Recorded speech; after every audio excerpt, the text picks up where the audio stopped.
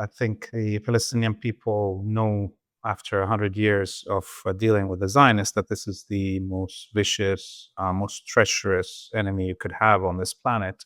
There's never been any deal that the Zionists didn't break. And this is true also for their sponsors, their imperial sponsors who have breached every treaty they had with their indigenous nations in Canada and the United States and Australia and whatever for hundreds of years. So there's a clear record that you cannot trust either European colonial powers and or their colonies, in this case, the Zionist colony.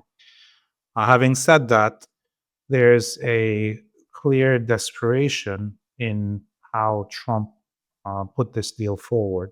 Remember, just a few weeks before that, there was the attempted assassination of Hamas negotiation team in Doha, Qatar, most probably with the okay of Qatar and the United States.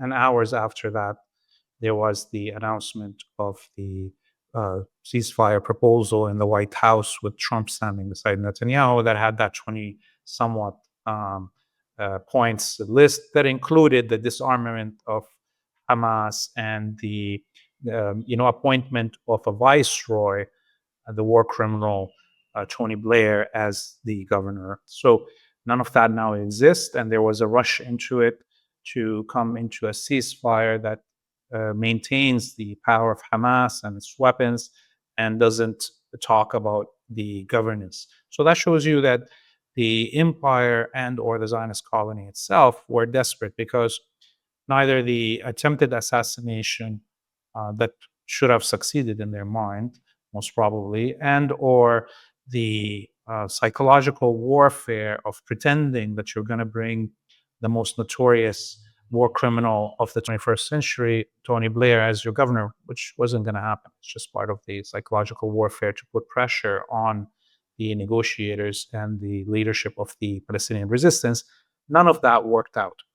And the United States is desperate to stop this war, even if it's just momentary, even if it's just a show, just to kind of release some of the pressure that was building up all across imperial domains. The demonstrations were getting more violent. The lone wolf actions were happening. The Italian unions were blockading the country. Things were going to get out of hand in terms of control by the imperial elite of the streets in the West. And there was, going to be a need for a diffusion of that. This is above and beyond the actual objectives of the United States and the Zionist colony to start a war with either Iran, Yemen, Lebanon, or a combination of those. And that cannot happen while the war in Gaza is in full force.